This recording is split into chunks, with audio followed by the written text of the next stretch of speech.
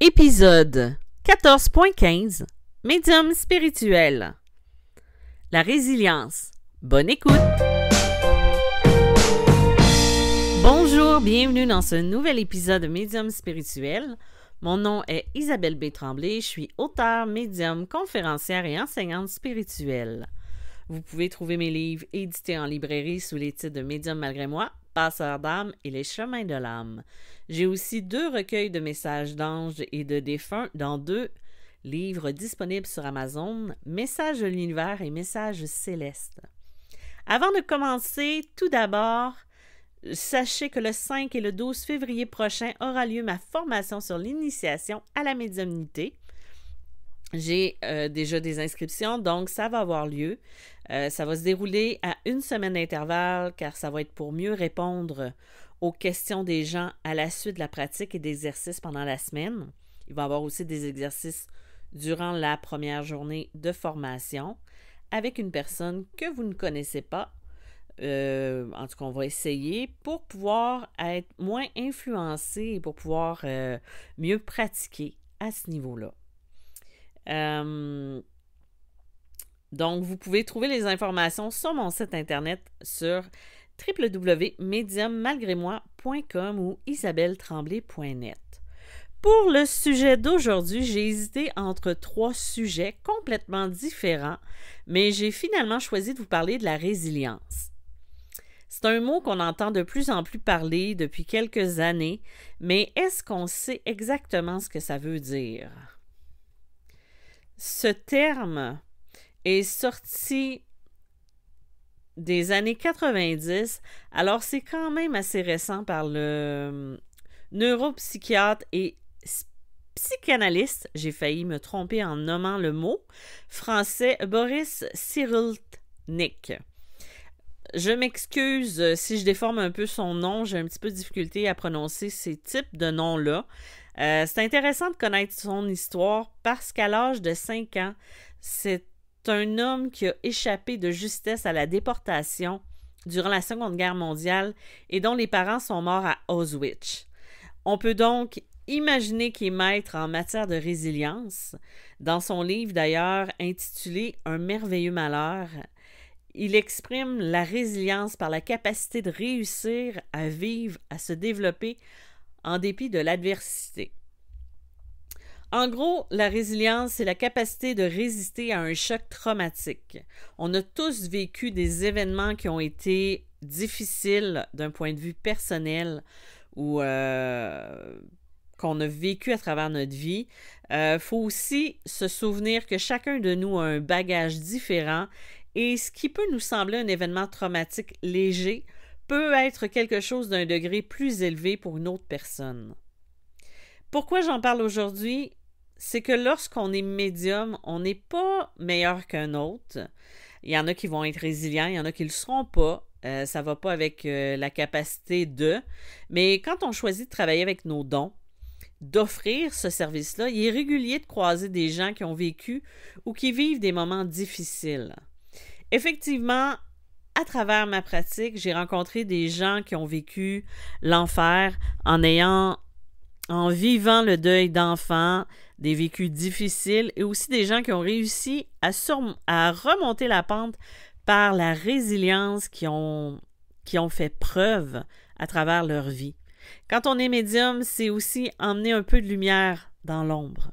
On peut être un accompagnateur d'une certaine façon, sans remplacer, je l'exprime fortement, on ne peut jamais remplacer les soins d'un médecin ou d'un psychologue, mais on peut emmener un plus sans que ce soit quelque chose qui va briser la personne aussi. Il faut que ce soit un support, un plus. Je suis persuadée que lorsqu'on parle de résilience, parce que je parle de résilience, vous avez un nom qui vous revient en tête. Une personne de votre entourage qui a su remonter après plusieurs épreuves, qui a rebondi à chaque fois et parfois encore plus forte qu'au premier défi qu'elle a vécu dans sa vie. Pourtant, il y a aussi le nom de la personne qui, dès la première petite épreuve, va se retrouver sur le derrière, pour ne pas dire un autre mot, incapable d'affronter le moindre petit défi de la vie. On a les deux extrémités qu'on va croiser dans notre vie et je suis sûre qu'en ce moment, vous avez un visage en tête ou un nom. Il y a un mélange de capacités qui font qu'une personne ou non aura cette résilience face à la difficulté. Par exemple, il peut s'agir de ses capacités innées, de son tempérament, des capacités qu'elle va avoir acquises avec son cheminement dans la vie, ou ça peut être tout simplement l'entourage et l'environnement dans lequel on va avoir grandi. Il est aussi possible de développer avec le temps cette capacité-là de résilience. Ainsi, ça va être plus facile de faire face à l'épreuve. Il existerait aussi des caractéristiques qu'on pourrait relier à la résilience. Tout d'abord, la personne qui a confiance en soi a plus de chances d'être résiliente. À noter ici, je ne parle pas d'estime de soi qui n'est pas exactement la même chose. C'est avoir confiance en ses capacités à traverser l'événement malgré l'adversité. Parce que la personne qui n'a pas d'estime en soi, ça va être surtout de la façon dont elle va se percevoir.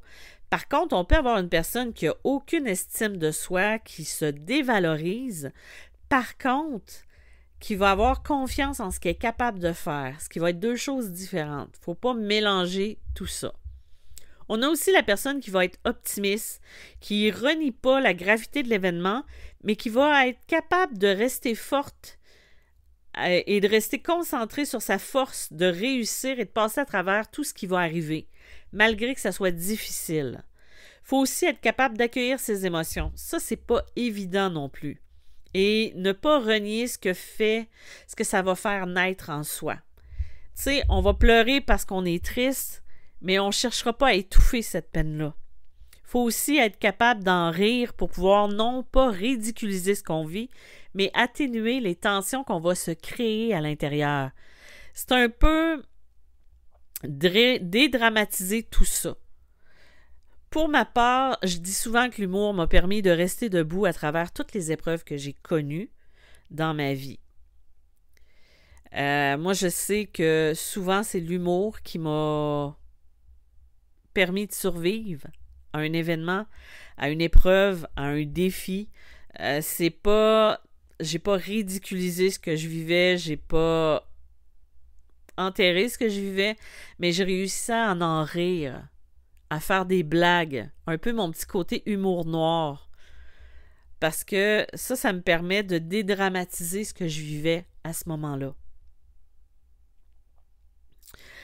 Il ne faut pas non plus se mettre de la pression, mais choisir comme on le sent. Je me rappelle à un moment donné, ma dernière grosse épreuve, j'avais une amie qui pensait bien faire. Elle a voulu me saisir et me dire, ben là, Isabelle, il faut que tu te ressaisisses, que tu lèves ton cul puis que tu te forces à aller de l'avant.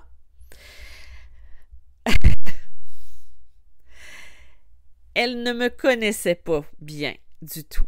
Parce que je suis toujours une fille qui rebondit malgré les épreuves, qui trouve toujours une solution, qui va foncer. À cette époque-là, c'est un cumulatif de plusieurs années de difficultés, d'épreuves. Et là, j'avais vraiment besoin d'avoir une pause. J'avais besoin de me reposer. Non pas parce que j'étais fatiguée, j'étais par terre, ouais, vous savez ce que c'est, hein? Quand on vit une épreuve, des fois, c'est dur de remonter la pente, mais à ce moment-là, j'étais vraiment lasse. Lasse parce que c'est comme si mon système savait que j'avais passé à travers plusieurs difficultés, des années de difficultés, et que là, c'était le moment de me reconstruire. Et là, j'avais besoin de faire la transition en prenant le temps de choisir mes défis et de ne pas recommencer encore et encore et encore comme je le faisais régulièrement depuis des années, des années, des années. J'avais besoin de me reposer, de prendre l'élan pour mieux rebondir. Et cette fois-ci, pour arrêter de tomber aussi. Vous êtes la seule personne qui sait comment avancer. Le lâcher-prise, c'est quelque chose qu'on doit travailler absolument. Je vous en ai déjà parlé dans des événements, dans des épisodes précédents. Il n'y a personne qui peut rien contrôler Alors, il faut vivre au jour le jour et accepter ce qu'aujourd'hui va nous offrir. Et je dis souvent, excusez-moi l'expression vulgaire, qu'il faut faire de l'or avec de la merde. Il faut transformer cette merde-là en un précieux bijou, en un métaux précieux, peu importe.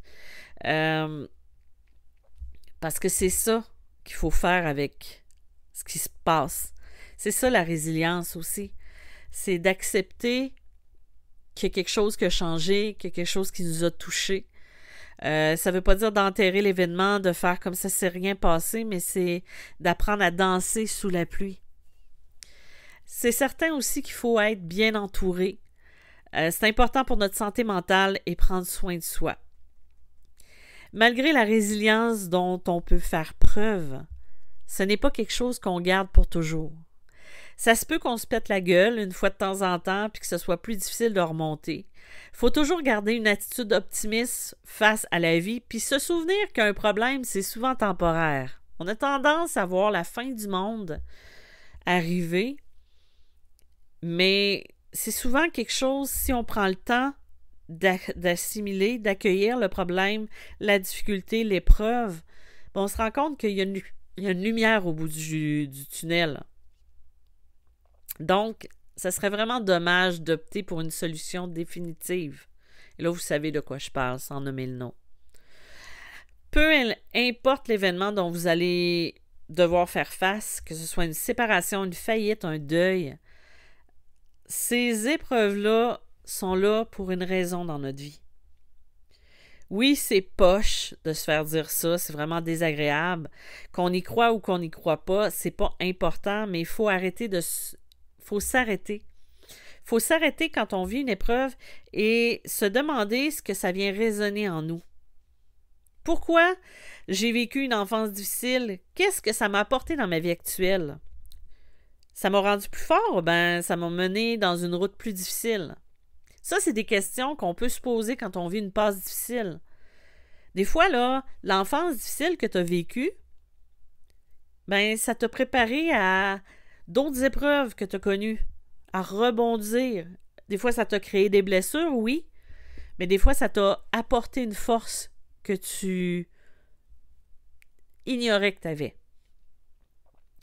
Donc voilà, je vous ai parlé de la résilience. J'espère que mon sujet vous aura plu. Sinon, ben, tant pis. C'était celui du jour, donc on n'a pas trop le choix. Je me trouve drôle en plus. Je vous remercie encore une fois d'avoir été présent. Vous pouvez me contacter via mediummalgrémoi.com. Je suis moins active via Facebook parce que il y a des gens qui m'écrivent sur mon Facebook professionnel et sur ma page personnelle Facebook. Ça peut prendre du temps avant que je vous réponde parce que je suis moins active, je suis moins présente. Je réponds aux courriels. Encore une fois, j'ai reçu plein de courriels, j'ai répondu, mais j'ai pas eu de suivi de la part des gens. Donc, j'imagine que c'était pas le bon moment ou que je me suis glissée dans les indésirables. À noter que je ne répondrai peut-être plus par courriel à des questions qui demandent une consultation. Par exemple, une question sur un sujet, que ce soit sur la protection, quoi que ce soit, là. Parce que ça commence à faire beaucoup de choses à gérer. Donc, vous pouvez prendre un rendez-vous pour un coaching. J'ai des cases horaires de 45 minutes. Donc, merci d'avoir été là. Je vous dis à bientôt et à la prochaine. Bye bye!